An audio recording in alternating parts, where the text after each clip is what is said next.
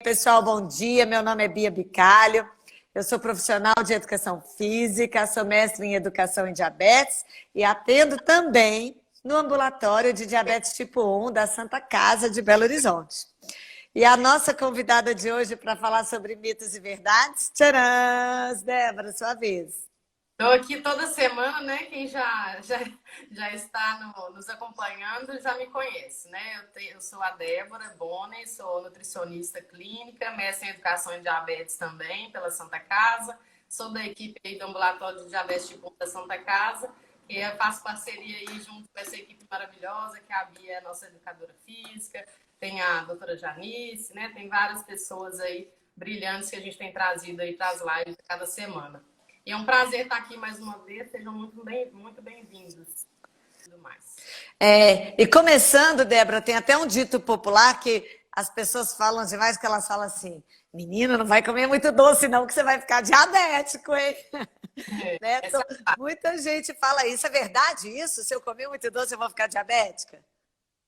primeiro, assim, a gente tem que saber separar os tipos de diabetes, né? A gente tem dois tipos principais de diabetes, tipo 1 e tipo 2. Claro que não, assim, não tem culpado, né? Não existe esse culpado. Ah, eu fiquei diabética porque eu fiz isso, porque eu fiz aquilo, porque eu comi isso, comi aquilo. Não existe isso.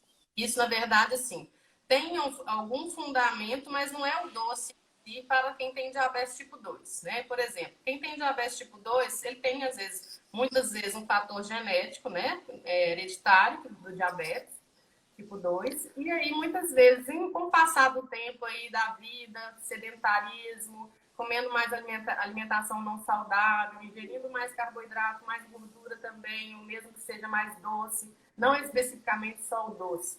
Quando a gente começa a ter um excesso de peso, a gente tem mais predisposição ao diabetes tipo 2.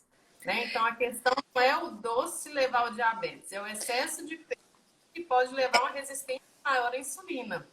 Exatamente. Isso que você está falando em relação ao diabetes tipo 2, o indivíduo que tem DM2, é muito sério, porque parece que só a ingesta é a culpada, né? Porque eu comi doce, porque eu gosto de sobremesa, porque eu como macarrão, porque eu como batata, sei lá, né? E, na verdade, das principais, né, um dos principais fatores, digamos assim, do indivíduo ter diabetes tipo 2 é o estilo de vida daquela pessoa. Então, quando a gente fala de estilo de vida, são os hábitos e os comportamentos, não só hábitos alimentares, né? Mas o que ela E faz no dia a dia. Então, às vezes a pessoa é tabagista, às vezes ela gosta de beber um pouquinho, mas é que é esse pouquinho todo dia, né? Não é uma bebida social, é bem diferente, né? Ela não gosta de fazer exercício, fala assim, ai, que preguiça. É realmente, gente. Não é fácil fazer exercício, ter um estilo de vida, um comportamento saudável. Dá trabalho. A gente tem que pensar numa série de fatores, né? Ou tem a pressão alta, aí a pessoa fala assim: ah, eu já tomo remédio mesmo, então eu posso. Será que é é, melhor gastar dinheiro com remédio do que gastar com uma viagem, com um passeio? Né? Então, quando a gente fala em diabetes tipo 2, são vários fatores muito sérios, muito importantes, que tem que ser levado em consideração. E o alimento, ele não é o único vilão, né? o estilo de vida é o mais importante para quem tem diabetes tipo 2. É claro, para qualquer pessoa, né? Diabetes tipo 1, tipo 2, ou qualquer pessoa tem que ter um estilo de vida saudável para evitar doenças crônicas no futuro ou complicações. Mas a gente sabe que o diabetes tipo 2, né, ele tem a resistência à insulina muitas vezes por causa de excesso de peso, ou mesmo por Gordura visceral, principalmente, também, né, Débora? a gente tem que saber que tem vários casos também, né? Tem pessoas que são ativas, tem pessoas que têm uma alimentação saudável e pelo fator genético, mesmo sendo magras com peso ideal, também podem desenvolver diabetes tipo 2. Mas não é a grande realidade, né? A maioria das pessoas que conseguem ter um estilo de vida saudável, elas evitam bem, né? Ou então retardam bem esse aparecimento de diabetes tipo 2, uma predisposição grande. Então, a gente tem que entender que, na verdade, não é o doce.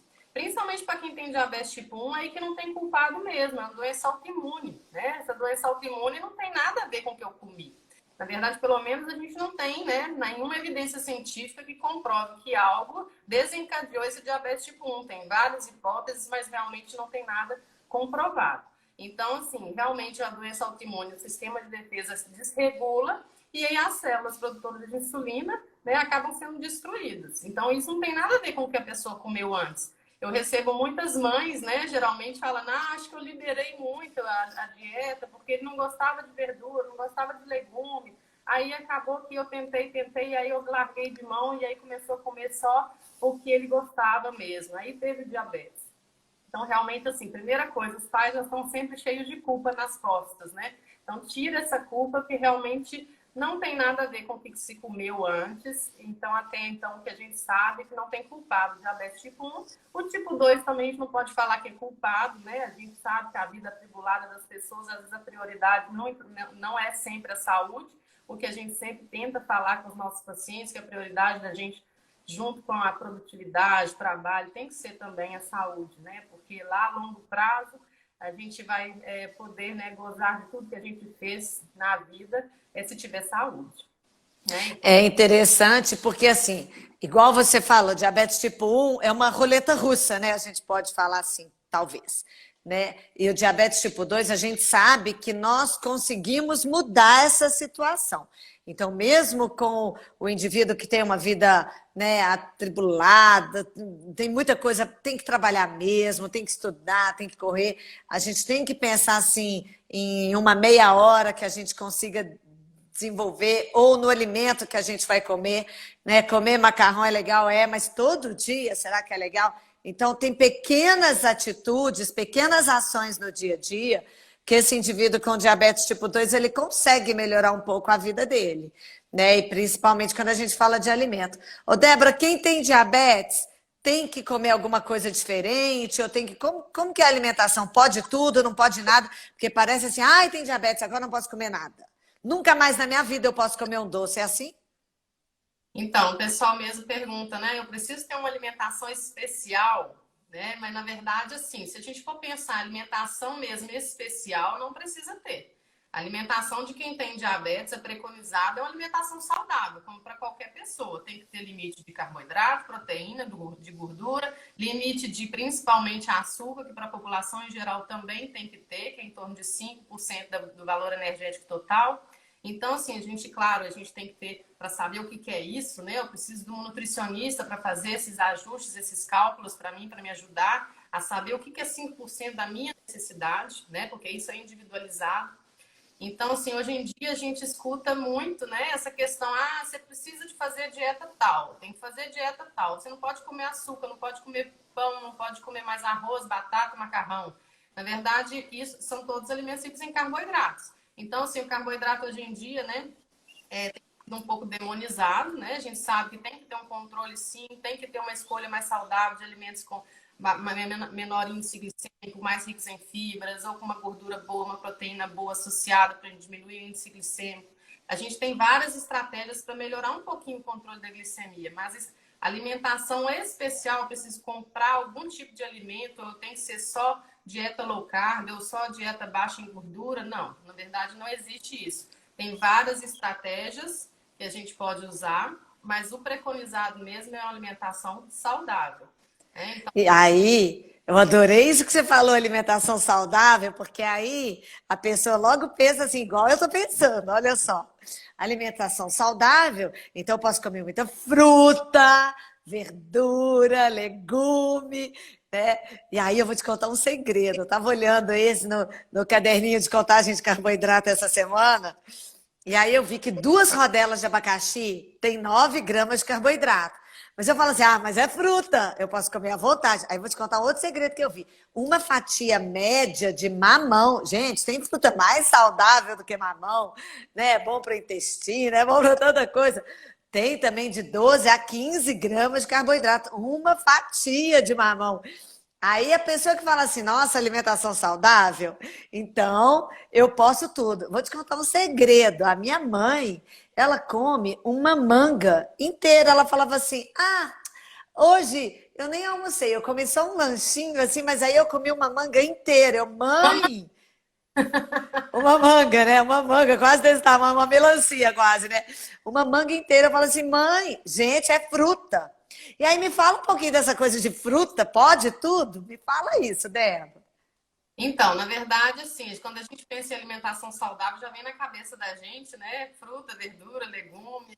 E quando a pessoa ainda não entendeu bem sobre a questão da necessidade de um controle de carboidratos, porque quando a gente pensa na mídia, o que se fala de carboidrato na mídia? Quando você escuta um programa de televisão. Pão, macarrão, batata. Isso, é isso que a gente fica na cabeça. Então, tem que controlar o carboidrato. Ou o açúcar eu tenho que cortar, que o médico falou. E aí a fruta fica aquela coisa, alimentação saudável. Posso comer fruta à vontade? É outro mito, né? Então, claro que muita gente já sabe, mas outras, às vezes, desde o início do diabetes, ainda vai buscar isso aí e não sabe que também é um alimento rico em carboidrato, que é rico em frutose, é um açúcar da fruta. Então, quando a gente pensa, igual você falou aí, fatia de abacaxi em torno de 9 gramas, mais o mamão em torno de 15, 16 gramas de carboidrato, uma fatia que dá meio mamãozinho papaya, uma fruta média, tipo uma maçã média, uma laranja, tem em média 15 gramas de carboidrato a porção de fruta. E o que são 15 gramas de carboidrato? A mesma coisa que uma colher de sopa de açúcar. Ou seja, se eu comer 3 frutas de uma vez, banana, maçã, mamão, o que for, 3 porções de uma vez, eu estou comendo 3 colheres de açúcar de uma vez. Então, Nu! em quantidade, até a mesma quantidade de glicose que vai transformando o seu organismo. A diferença é só realmente o índice glicêmico, né? Um alimento ou outro, o açúcar vai aumentar um pouco mais rápido, algumas frutas aumentam com moderado índice glicêmico, outros mais baixos. Então, tem a variação da velocidade que aumenta a glicose. Agora, a vontade também não é. Tá? Mas tem a questão de o pessoal achar que é proibida também, né? Algumas. E aí, já que você está falando assim das frutas, da açúcar, e o mel?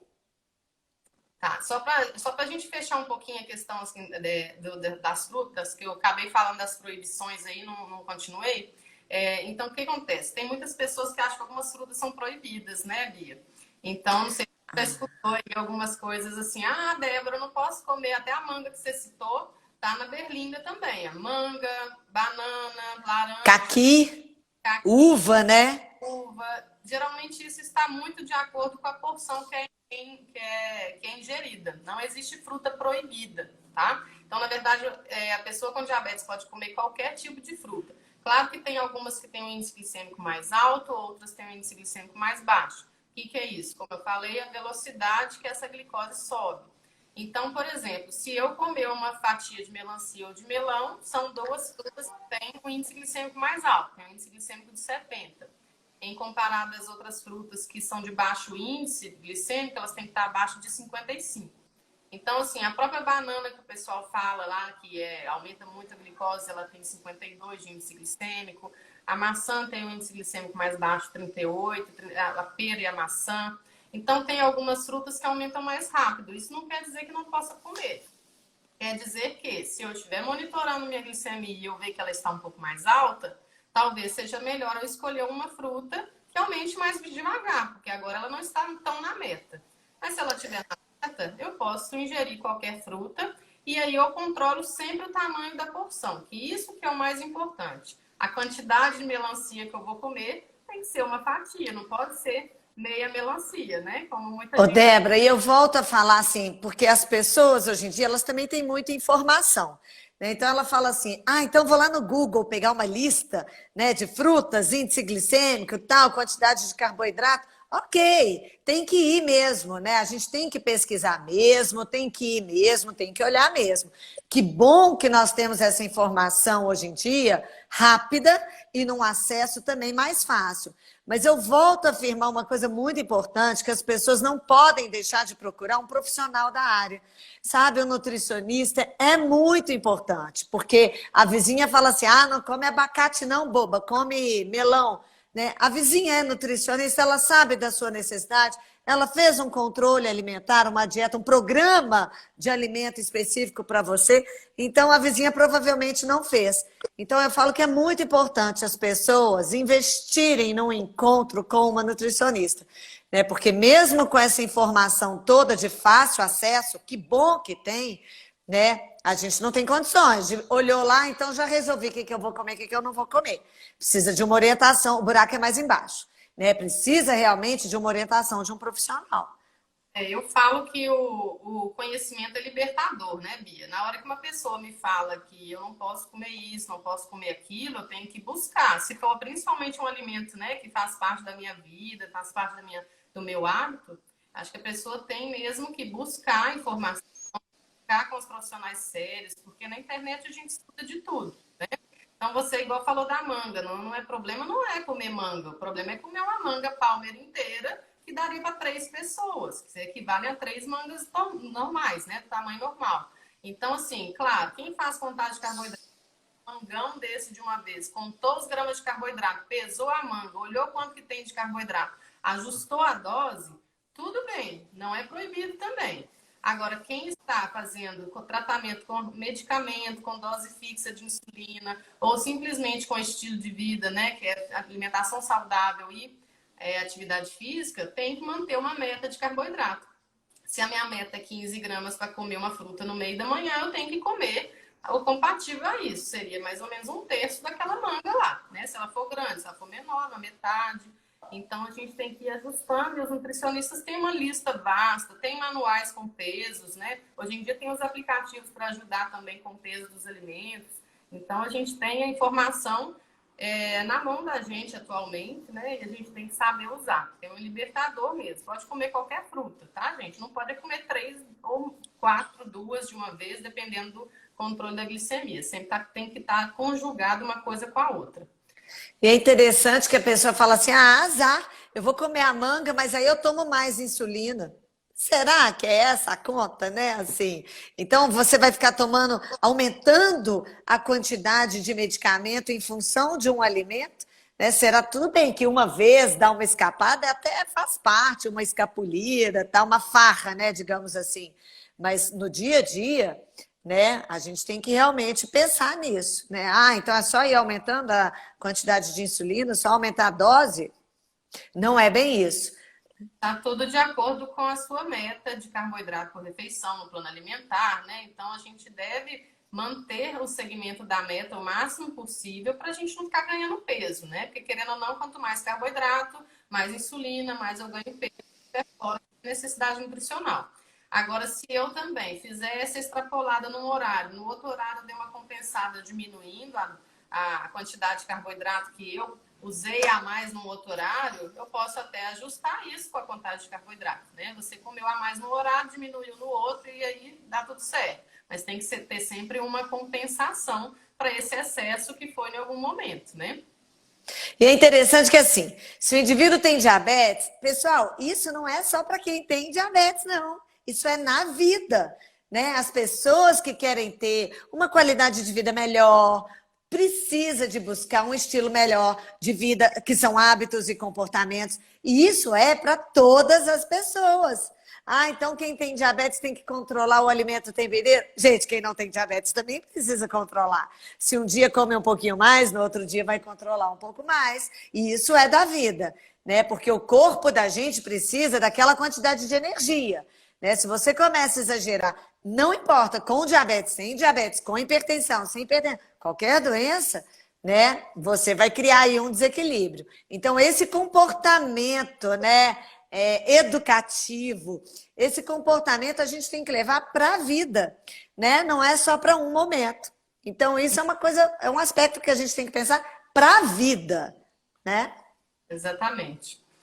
E, e o mel? Eu tinha te perguntado do mel.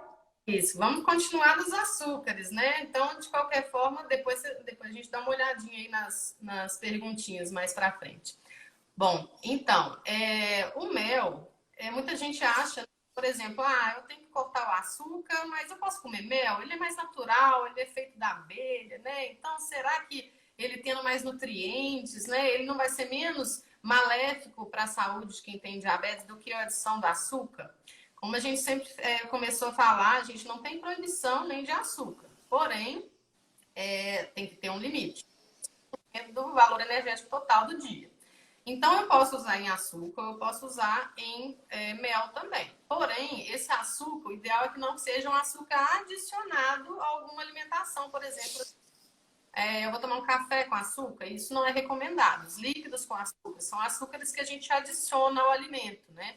Então, realmente, não é recomendado nem para o mel, nem para o açúcar. A polêmica do mel é que o mel tem ele tem uma distribuição de frutose com glicose na sua composição. Então, isso faz com que ele tenha um índice glicêmico um pouco menor do que o do açúcar. Porém, ele também é rico em carboidrato do mesmo jeito, é um açúcar adicionado. Então, se for para poder a gente flexibilizar a alimentação reduzindo a quantidade de carboidrato, a questão é substituir pelos adoçantes não calóricos mesmo, por mais polêmicas que tenham, né? Na verdade, já é outro mito aí, que a gente pode enganchar também depois. Mas, realmente, os adoçantes não calóricos, eles vão te dar aquela flexibilidade de diminuir as calorias e dar o sabor doce que a gente precisa. As calorias e o carboidrato. Ô, Débora, aí quando a gente fala de mitos e verdades, né? A gente fala assim, então eu não posso comer uma banana, preciso evitar. Se eu tenho diabetes, então eu vou evitar comer um doce de banana. Mas se for diet, pode, é isso? Exatamente.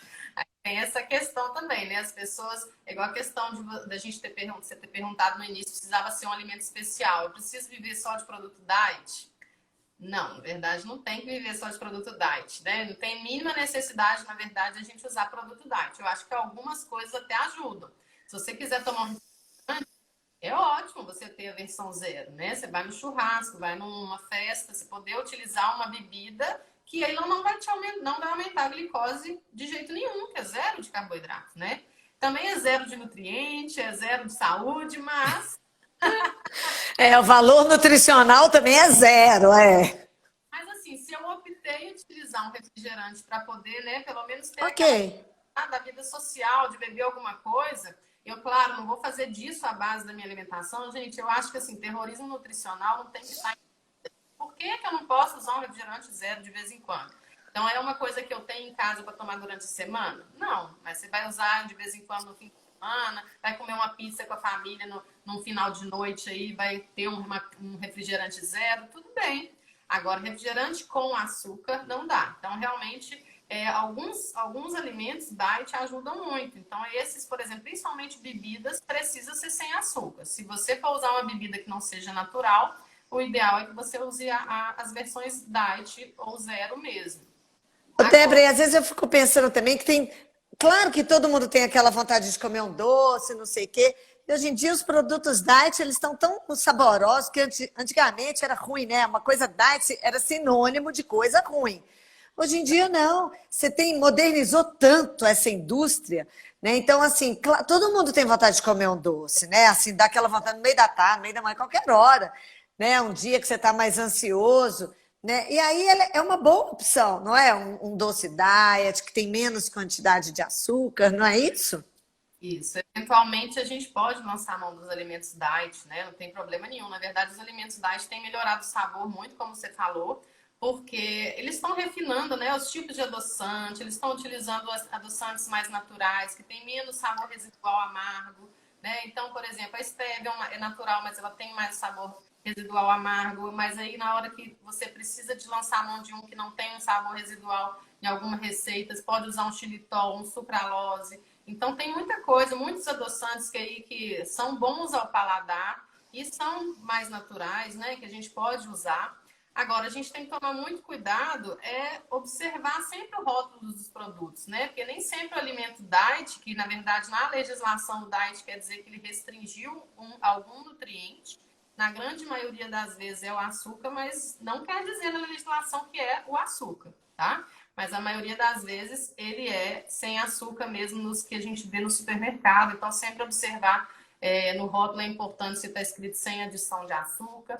Então, verificar o rótulo por completo é muito importante. Porque às vezes eu estou comprando um chocolate diet que está falando lá que ele é diet sem açúcar, mas quando eu viro a informação nutricional, ele está falando para mim que ele tem o mesmo tanto de carboidrato que o chocolate comum.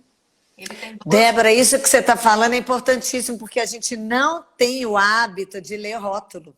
Exatamente. E você está falando uma coisa muito importante, né? Então, todo produto, uma barrinha, um chocolate, um Toddy, né? Tem tantos produtos. A gente compra pelo instinto e a gente não olha o rótulo, a composição.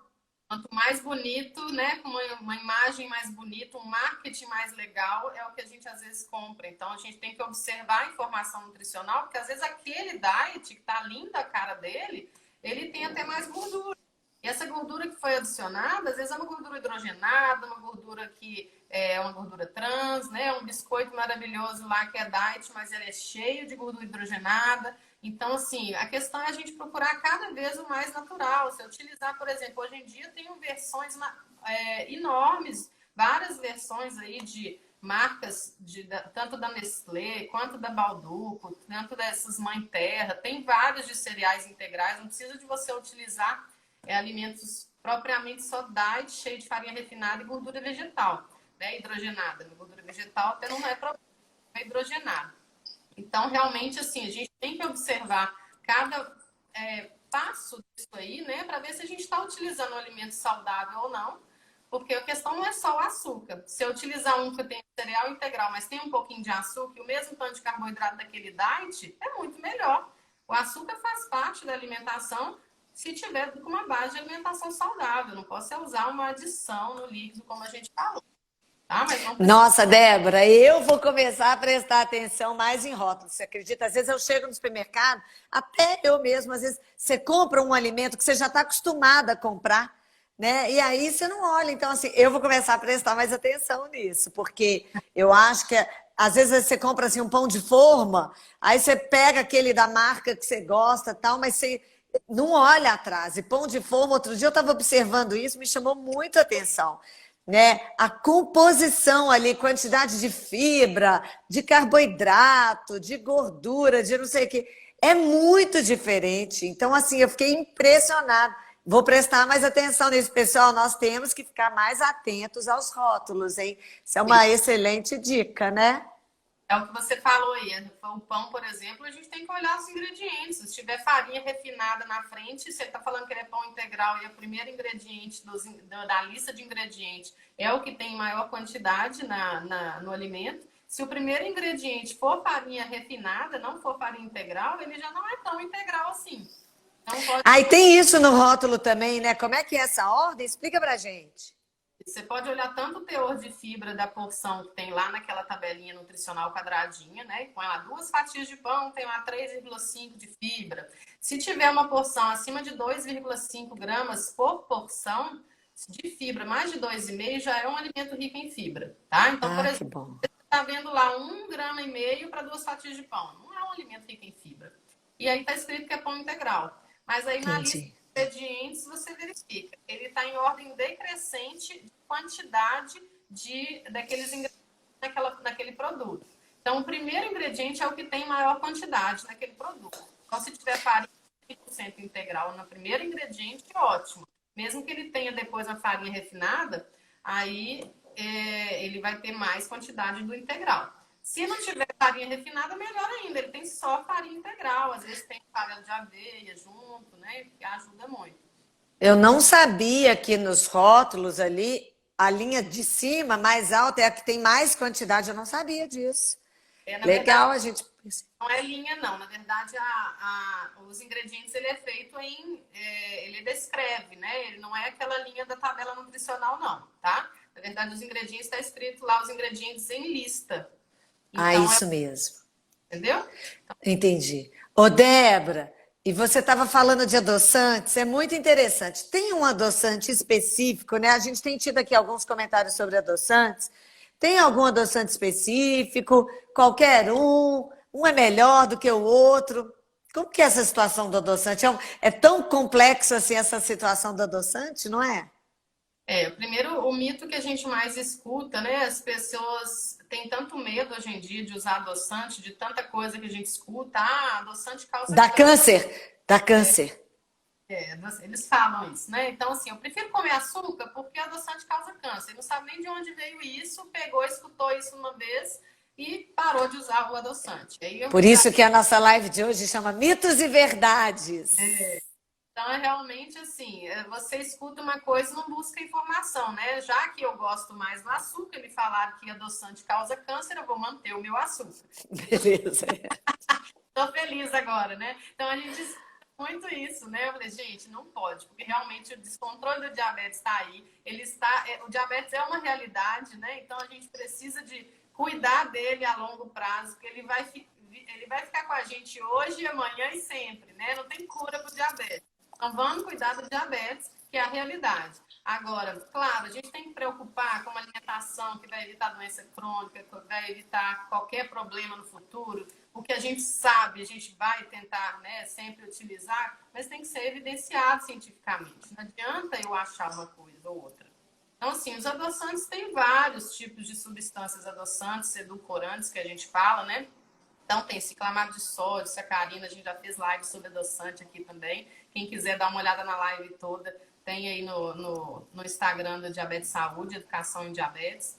Então, assim, a gente sabe que os adoçantes são mitos, né? Não causa câncer, a gente não tem como a gente não tem como afirmar isso em estudos controlados e realmente existem vários estudos mostrando a seguridade dos adoçantes que a gente usa naturalmente no nosso dia a dia. Então, os que estão vendendo no supermercado, vocês podem ficar tranquilos que a Anvisa observa tudo isso para liberar, né, esses adoçantes. Então, tem vários tipos de estudos e eles realmente demonstraram a seguridade desses adoçantes que a gente tem comercializado, né, que está sendo comercializado. Então, assim, tem polêmica de sucralose, tem polêmica de... eu acho que até agora o stevia, que não tem muita polêmica, só o xilitol, que eles são mais naturais.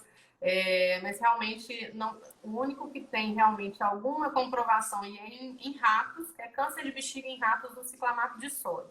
Não é extrapolado para humanos, não foi observado isso em humanos, mas de qualquer forma, quem não quiser utilizar o ciclamato de sódio, tem vários outros tipos aí que a gente pode utilizar, sucralose, stevia, mesmo o acesulfame K, que é utilizado dentro dos produtos dietéticos, aspartame, não tem problema nenhum. A questão é que a gente tem uma quantidade máxima tolerada, né, Bi? Tudo na vida não pode ser exagerado. Como a gente fala dos carboidratos, das proteínas, das gorduras, a gente tem que ter uma quantidade que a gente deve utilizar que não seja exagerada. A gente fala de 0 até no máximo 15 gotas para um copo de 200, 240 ml, depende do líquido, não é exagero, tá? Agora, o que acontece? Claro, 15 gotas para um café com leite é muito. Agora, para uma limonada, talvez não seja, porque depende do alimento, né? Então, a gente tem que ter uma dosagem, não pode fazer esguicho, né? E ficar perdendo a noção de quanto que está usando, utilizar um tanto de cafezinho com esguicho, usar um tanto de produto diet. Eu tenho paciente que usa, né, mais de uma garrafa de refrigerante zero por dia, então vai ser uma quantidade de adoçante muito grande no seu dia. Então, isso que é benéfico, é excesso da química, né? Não é você.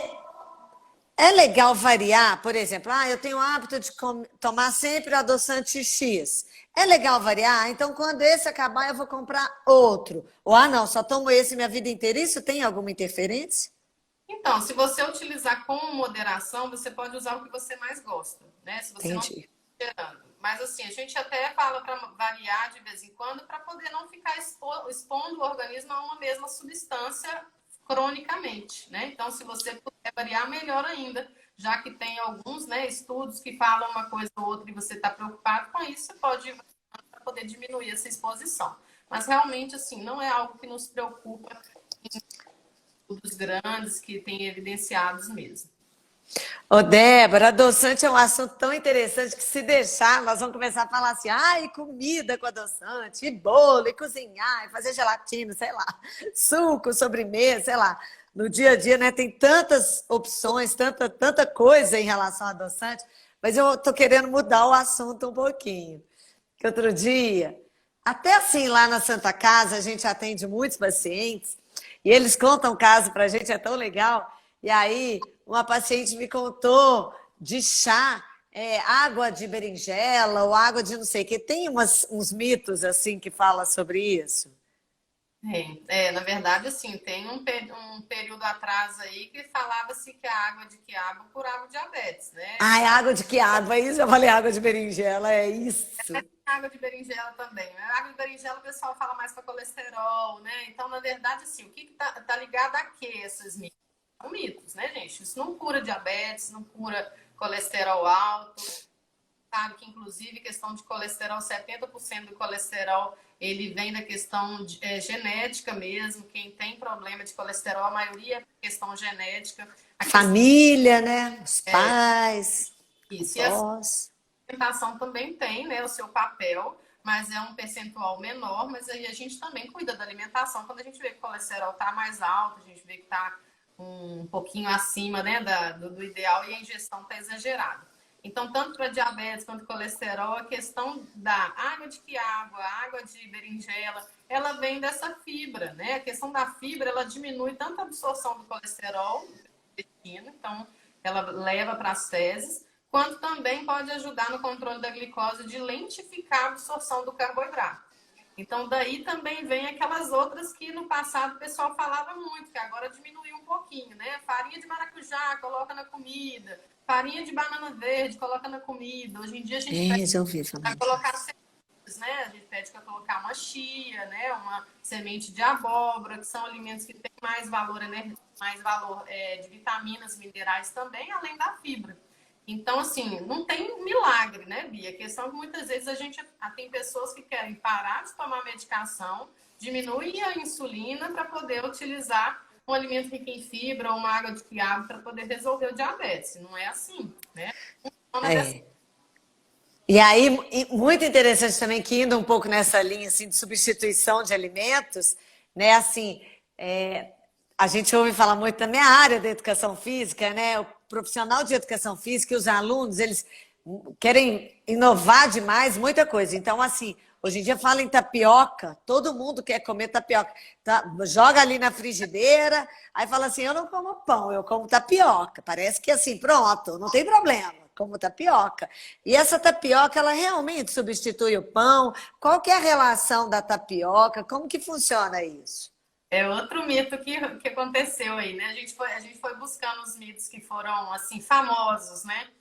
A questão da tapioca veio na época da loucura da dieta do sem glúten, né? Ah, porque tira o glúten que vai emagrecer. E o glúten é uma proteína que tem dentro da farinha, né? Farinha de trigo, farinha de centeio, cevada e da aveia. Então, o glúten, para muitas pessoas, principalmente doença celíaca, que é uma doença que é intolerância ao glúten, na verdade, tem pessoas que não têm doença celíaca, mas têm uma intolerância leve ao glúten, começa a sentir que está um pouco com distensão gástrica, está com uma digestão mais difícil, usando algumas farinhas, principalmente a farinha de trigo. Então, veio a história do glúten dessa época. E aí, a tapioca, ela não tem glúten, porque ela é da farinha de mandioca. Né? Então, na verdade, ela vem da mandioca. Do mesmo jeito, se tiver uma fécula de batata, se tiver um amido de milho, que não tem nada a ver com o trigo, pode ser usado no lugar da farinha de trigo e retirado o glúten. Então, E tem uma pergunta aqui agora, assim, olha só, a farinha de maracujá, ela não ajuda no controle da glicemia para quem tem DM1? pois é, vamos só fechar essa parte da tapioca e a gente volta na farinha de maracujá, que aí a gente vai colocar as duas respostas juntas aqui, porque dá para a gente poder utilizá-la também até para fazer uma tapiocazinha. Olha só, então a tapioca, por exemplo, ela tem um índice glicêmico alto. Ela tem um índice glicêmico até maior do que o do pão francês, que é 95, né? Que é o 100 a da glicose, que é o máximo aí da gente ter referência, que é a velocidade rápida de subir a glicose. O pão francês tem 95, a tapioca tem mais de 100. Ou seja, Nossa, eu nem sabia. ela é um alimento de índice glicêmico alto, ou seja, ela Alto. é uma farinha, ela é carboidrato, vai afetar a glicose bastante, tanto quanto o pãozinho francês, até mais rápido. Então a gente tem que tomar cuidado, principalmente com quantas colheres vai fazer tapioca, porque 2 colherinhas equivale a um pão em carboidrato. As tapiocas mais grossas ou mais 3, 4 colheres de sopa e fica bastante carboidrato. E aí a gente tem essa dica de utilizar fibra no meio. Eu falo para meus pacientes colocar um pouco de chia na massa da tapioca. Não é que não pode comer a tapioca. Vai comer tapioca, coloca 2 colheres de sopa para trocar seu pão, para poder controlar a quantidade de carboidrato. E você pode aí colocar no meio dessa farinha, para diminuir um pouco o carboidrato dela ou diminuir o índice glicêmico, colocar um pouco dessa farinha de maracujá ou colocar um pouco dessa semente de chia, Colocar um pouco de linhaça no lugar da farinha, né? Para não ficar só farinha de tapioca. Dá para fazer a tapioca com um pouquinho de fibra junto. E aí essa absorção do carboidrato vai ser mais lenta. Então, em relação até à resposta da farinha de maracujá, não é que não tenha alguma resposta. A resposta é pequena. A questão é só a fibra. Você está incluindo fibra na sua alimentação. Então, comer farinha de maracujá sozinha não vai fazer muita diferença na sua glicemia. Ela sozinha não vai fazer abaixar a glicose. Ela vai fazer um trabalho de conjunto com os outros carboidratos que você vai comer. Então, se você vai comer, vamos supor, um mingau de aveia, ou de amido de milho, ou de fubá, né? Então, vai fazer um mingau. Colocou lá no meio a farinha de maracujá, você está incluindo fibra. Ao invés de aumentar rápido, vai aumentar mais devagar.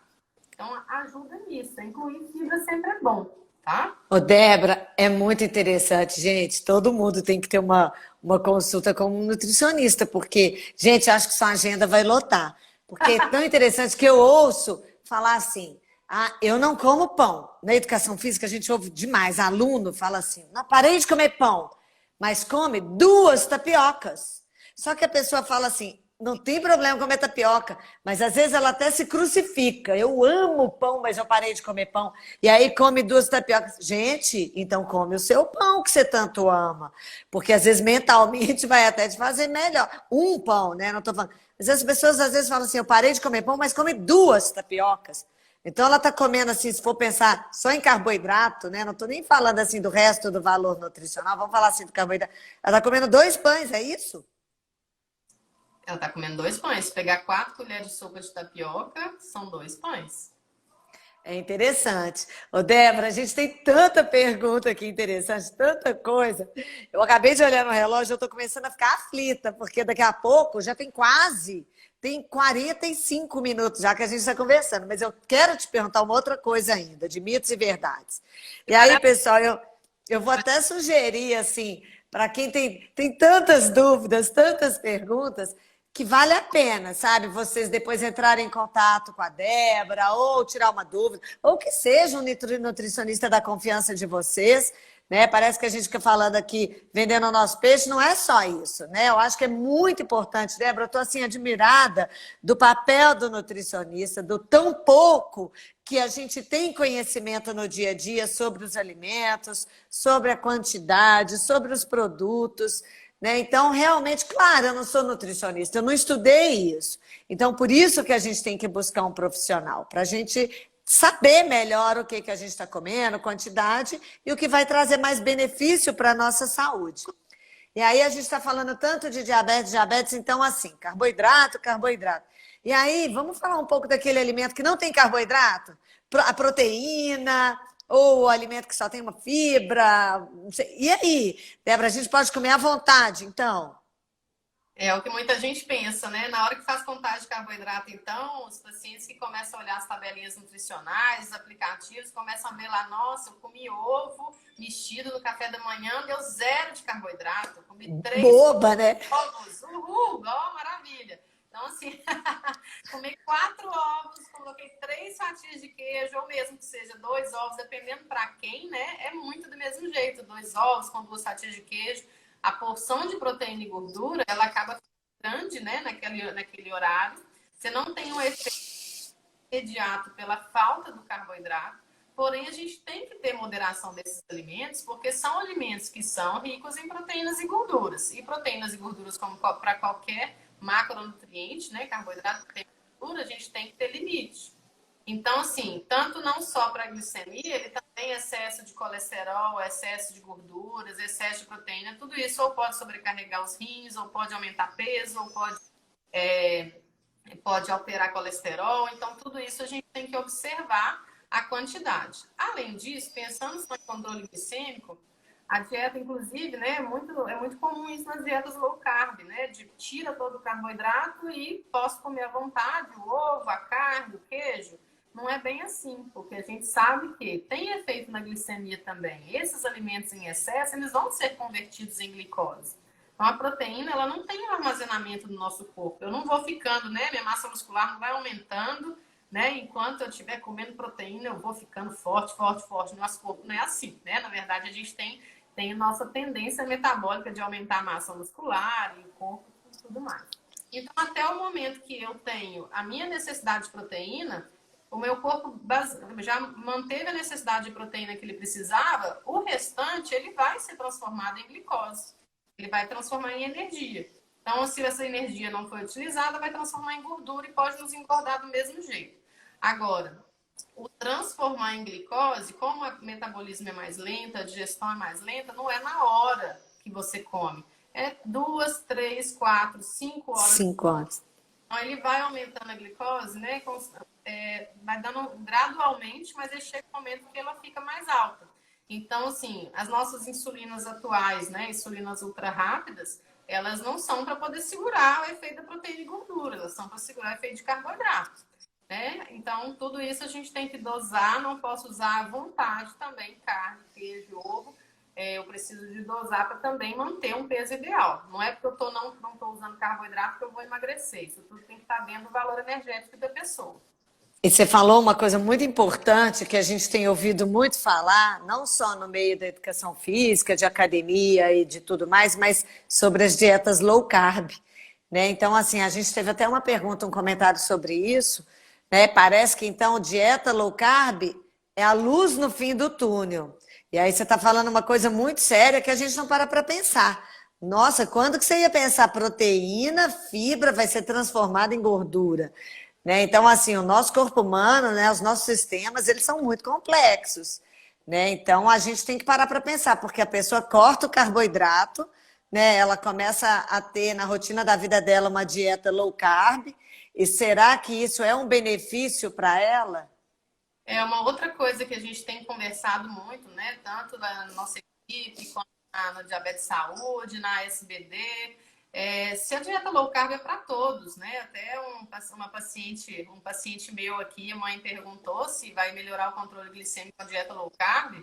Claro que se a pessoa estiver comendo bastante carboidrato e não está fazendo a contagem adequadamente, ajustando a dose certinha, ou mesmo que ela esteja, né, ela está beliscando uma quantidade de carboidrato durante o dia e não compensa com a insulina. Se você realmente tem um excesso de carboidrato na dieta, a dieta low carb vai ajudar, com certeza. Né? Então, assim, para diabéticos tipo 2, a gente já tem alguma evidência científica que a dieta low carb tem benefícios. Não quer dizer que tem que ser sem carboidrato. Low carb não quer dizer no carb, né, que a gente fala.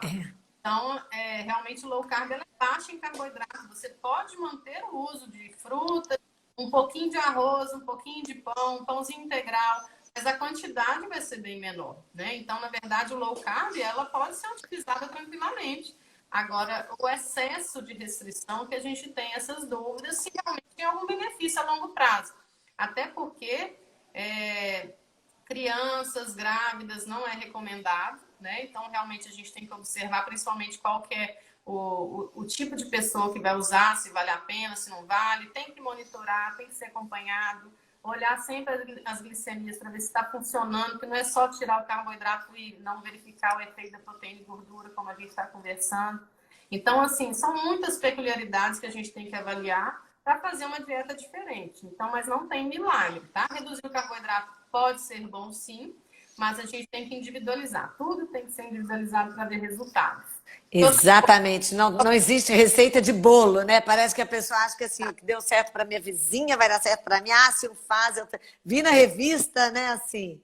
Exatamente. Só para finalizar, muitas pessoas que fazem dieta low, que querem fazer dieta low carb, tentam e às vezes não o hábito da pessoa, ela está mudando completamente o hábito dela, não está feliz com aquilo, porque se a pessoa quiser fazer aquilo um estilo de vida, está feliz com aquilo e está tudo certo, está monitorado, está bem controlado, ok, ótimo, maravilhoso. Agora, se não estou feliz, eu quero comer o carboidrato, minha família come de um jeito, eu sou completamente diferente, eu preciso fazer uma coisa que não é o meu natural, evidenciado cientificamente, não é, eu preciso fazer. Então, assim, é uma escolha junto com o seu profissional de saúde.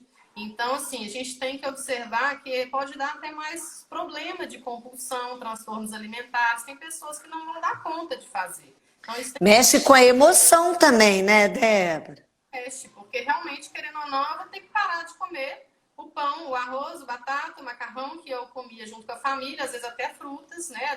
Quem faz dieta low carb mesmo restrita não come nem frutas. No máximo um moranguinho, abacate e kiwi, né? Então realmente não é necessário tanta restrição assim, tá bom? E é Então, interessante quando você fala isso, a gente está quase terminando o nosso tempo, infelizmente, né? Vamos completar 60 minutos agora, porque ainda ficaram tantas perguntas sem respostas, mas é até bom que deixe o gostinho de quero mais, né? Mas uma coisa que você estava falando, que eu acho que é um recado legal para a gente passar para as pessoas que estão aqui com a gente, que nos rodeiam também, que estão aqui nessa live junto com a gente, é que o bem-estar ele não é só um bem-estar físico, né? Ele é um bem-estar físico, emocional, social, espiritual, né? Então, assim, muitas vezes um comprometimento em dessas dimensões, né?